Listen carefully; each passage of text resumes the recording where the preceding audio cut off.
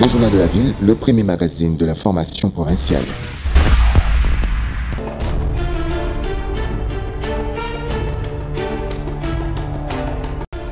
Il est temps de vous informer, mesdames et messieurs. Merci de faire confiance au Journal de la Ville et toutes les sommaires. Les présidents Félix Antoine Tshisekedi et Cyril Ramaphosa se sont entretenus pendant plus de 2 heures. C'est jeudi 18 septembre 2025 au palais présidentiel Marlamba Diop Fou de Pretoria. À l'issue de ces déjeuners de travail, les 2 chefs d'État n'ont fait aucune déclaration publique. Leurs entourages respectifs ont toutefois affirmé que l'entretien a porté sur des sujets d'intérêt commun et stratégique. Les consortiums des organisations non gouvernementales des droits de l'homme en République démocratique du Congo alertent sur les risques d'un conflit foncier ouvert entre les chefferies des Wando et des Logo au Gambie dans la province de Haut-Ouélé. Le consortium exige l'organisation d'une nouvelle mission de délimitation conduite exclusivement par des experts neutres et qualifiés de l'Institut géographique du Congo. Publication ce jeudi 18 septembre des résultats d'enquête menée par la plateforme Union des jeunes congolais pour les changements IJCC sur la mise en œuvre du plan d'action national résolution 2250 en République démocratique du Congo. C'est tout pour les sommaires. Mesdames et messieurs, encore une fois, bienvenue dans ce journal.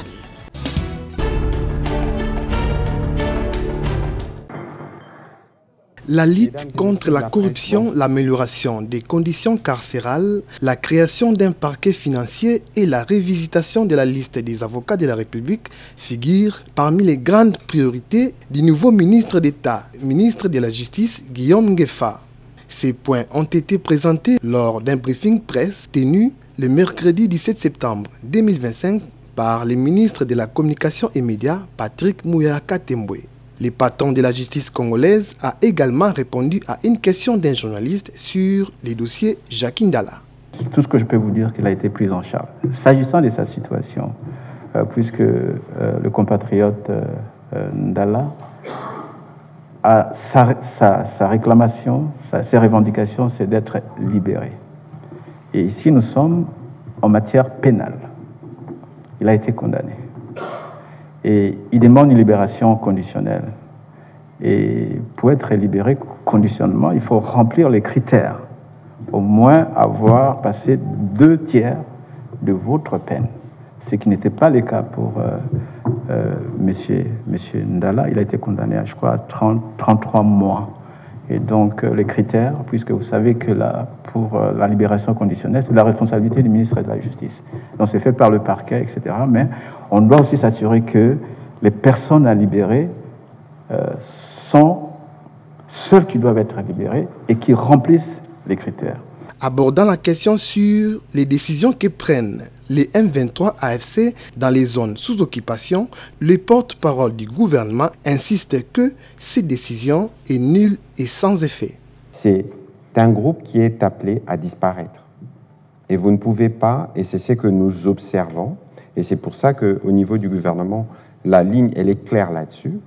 Ils ne peuvent pas se permettre de fixer des taux de paiement de Minerval. On a eu le briefing avec la ministre d'État, ministre de l'Éducation. Ils ne peuvent pas penser qu'ils peuvent recruter des magistrats. Comment ils les feront? Sur quelle base? Comment ils rendront justice? Comment seront-ils payés? Mais tout ce que vous voyez en réalité, ce sont des gesticulations qui dévoilent les vraies intentions du Rwanda et de sa brigade avancée. L'idée, c'est en fait de vouloir créer un état de fait et mettre tout le monde devant un fait accompli. Non pas seulement qui briment nos populations, non seulement qui briment les populations, mais ils veulent eux-mêmes se faire justice alors que c'est eux le bourreau. Et ce qui est évident, c'est que comme le ministre d'État, le ministre de la Justice l'a dit, le gouvernement prendra toutes les actions qu'il faut prendre pour qu'aucun des actes qui posent ne produisent des effets et que tous les actes qui s'hasardent à poser actuellement puissent être annulés les moments venus.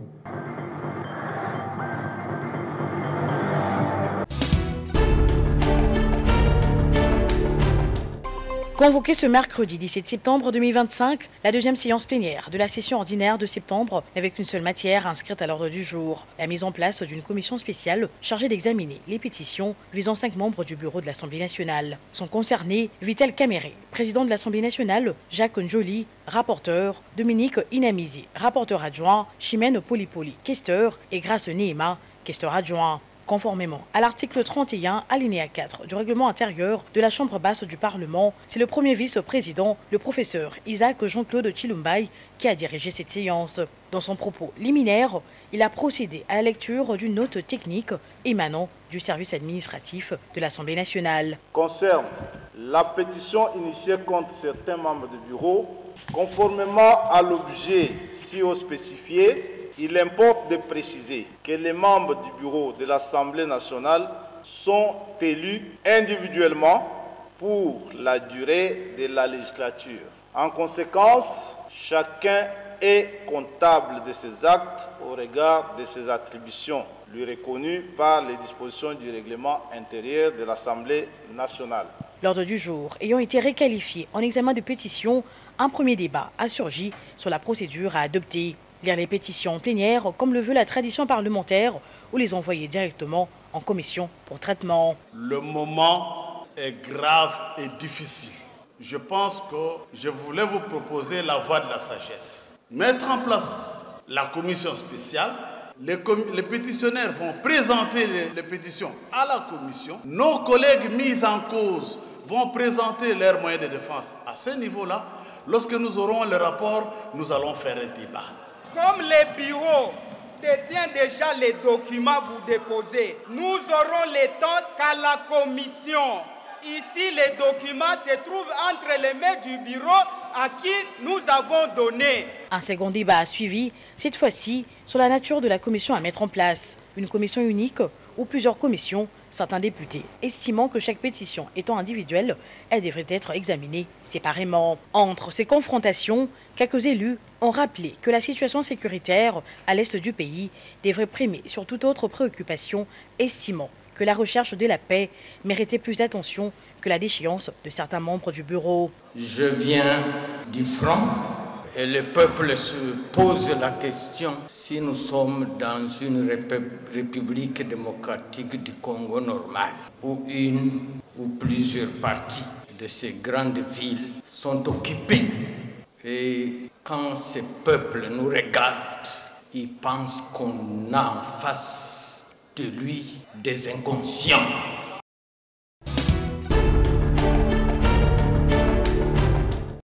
Dans une déclaration tenue ce jeudi 18 septembre 2025 à Kinshasa, les consortiums des organisations non gouvernementales des droits de l'homme en République démocratique du Congo alertent sur les risques d'un conflit foncier ouvert entre les chefferies de Wando et Logo au Gambie dans la province de Haut-Ouélé.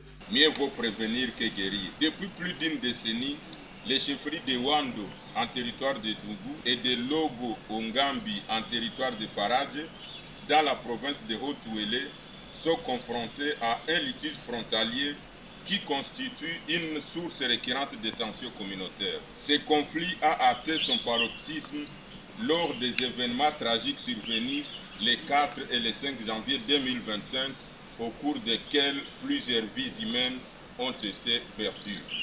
Des irrégularités majeures dans ces conflits ont été relevées sur terrain par les consortiums, entre autres. Le prélèvement des données géoréférentielles initialement effectuées à la source Gouroude afflue des terrides sans tenir compte des repères légaux. L'imposition d'un 4e prélèvement sur la source Naboko, absente de textes locaux, est réalisée en l'absence de représentants coutumiers de la chefferie de Wando.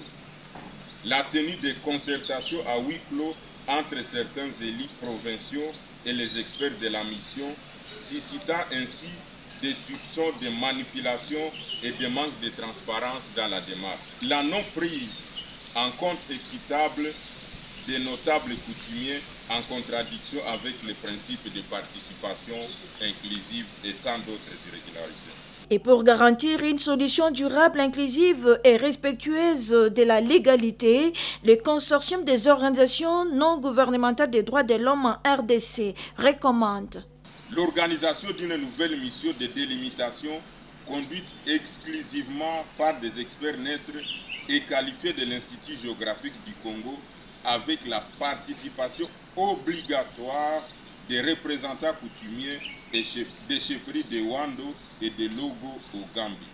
La création d'une commission mixte et inclusive regroupant des sénateurs, députés nationaux et provinciaux, experts en droit coutumier, juristes spécialisés et représentants de la société civile afin d'examiner de manière transparente les limites contestées.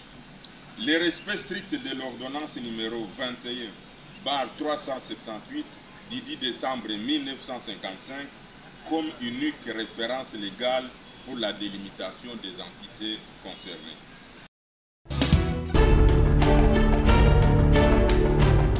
Il y a des questions fermées. Résolution 2250 et sa mise en œuvre en République démocratique du Congo, la plateforme Union des jeunes Congolais pour les changements, IJCC, a procédé ce jeudi 18 septembre 2025 à Kinshasa à la présentation des résultats de son enquête menée sur terrain face à l'application de cette résolution, et c'est dans le cadre du projet Tufaulu Pamoja.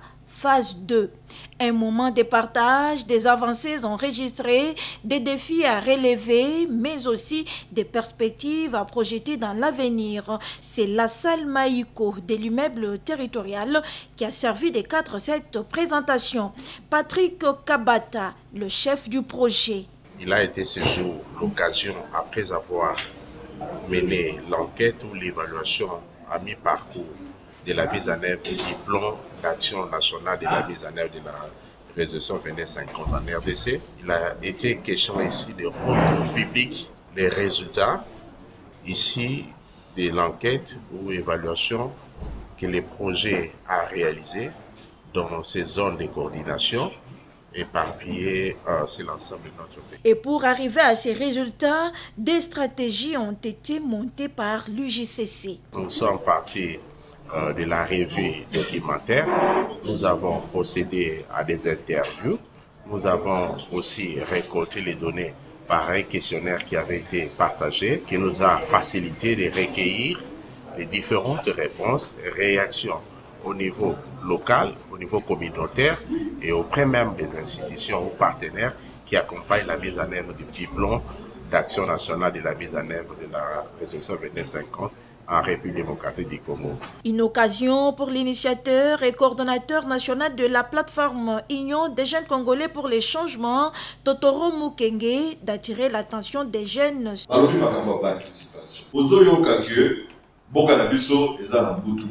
Oui, mais banani baza na simanango. Vous allez voir qu'il y a des jeunes au bazar recrutés dans le groupe armé, mais il y a des jeunes aussi qui sont manipulés par des politiciens.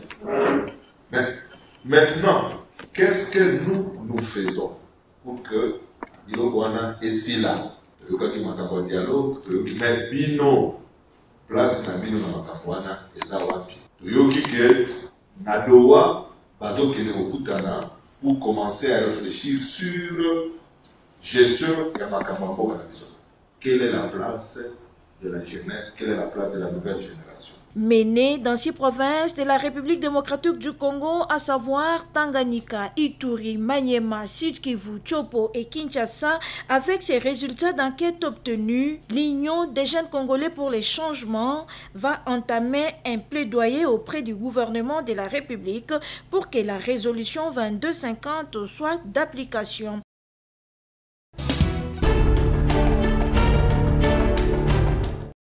Deuxième journée des journées scientifiques de la semaine Justice et Paix, première édition à la salle Saint-Sylvestre de la Sanko autour du thème « Agissons maintenant pour une démocratie au service de la paix et du bien vivre ensemble en RDC ».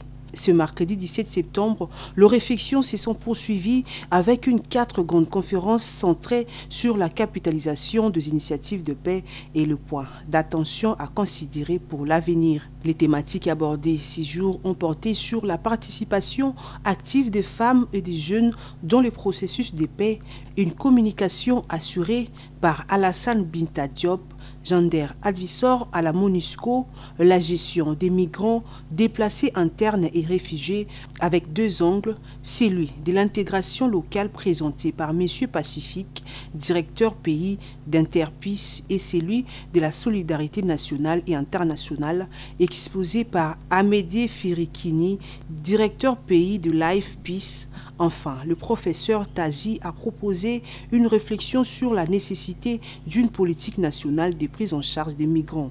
Il a été question pour moi de proposer une nouvelle politique publique de gestion des réfugiés et des déplacés internes en République démocratique du Congo.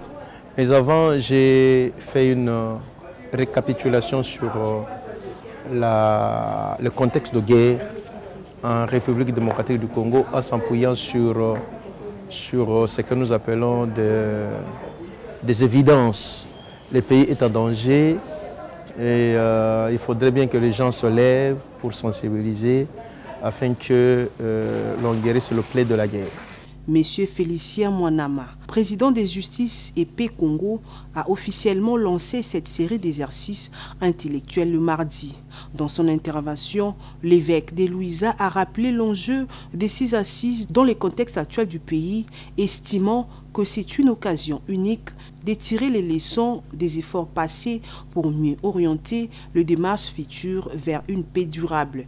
Dans la vie d'une nation, chaque fois que c'est nécessaire, il est important de s'arrêter, faire un examen sur sa marche avant de poursuivre son chemin.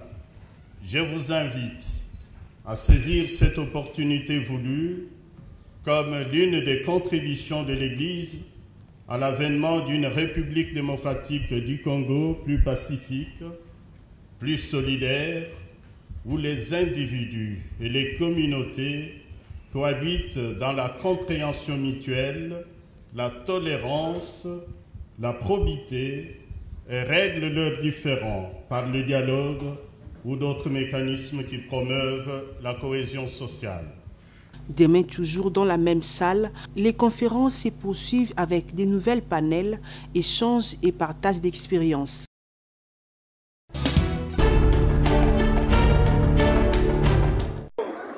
L'exécutif provincial de Kinshasa a publié un communiqué mettant en garde les sinistrés de pluies diluviennes d'avril dernier et tous les habitants des zones inondables contre tout recours ou maintien dans ces zones non constructibles. La respective des nouvelles intempéries annoncées pour la saison à venir a poussé les autorités à alerter sur les risques encourus. Le gouvernement provincial déplore que de nombreux sinistrés du dernier épisode catastrophique d'avril, profitant de la décrue et de l'accalmie de la saison sèche, aient regagné leur domicile dans des zones qui avaient été submergées. Cette pratique extrêmement dangereuse va à l'encontre des engagements pris par les populations concernées lors de leur relocalisation et de leurs indemnisations. L'exécutif provincial recommande vivement aux sinistrés de ne pas retourner dans les zones inondables conformément aux engagements qu'ils avaient pris. Il rappelle que les indemnisations perçues par les sinistrés devaient leur permettre de trouver un logement dans les zones sûres. L'exécutif provincial met en garde les personnes qui choisiraient de rester dans les zones non constructibles, qu'elles aient été ou non affectées par les pluies diluviennes du mois d'avril dernier. Au cas contraire, elles assumeront l'entière responsabilité en cas de sinistre, peut-on lire dans ces communiqués signés par Jeannot Cano-Larose, ministre provincial de l'Éducation et porte-parole du gouvernement de Kinshasa.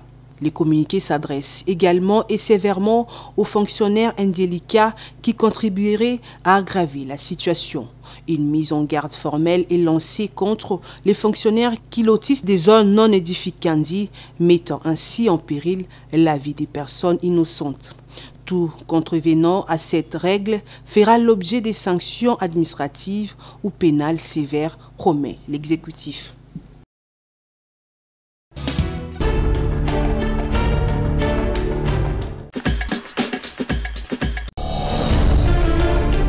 Nous sommes arrivés à la fin de ce journal de la ville, mesdames et messieurs. Merci pour votre attention soutenue. Le prochain rendez-vous est fixé pour ce vendredi. Et d'ici là, portez-vous bien.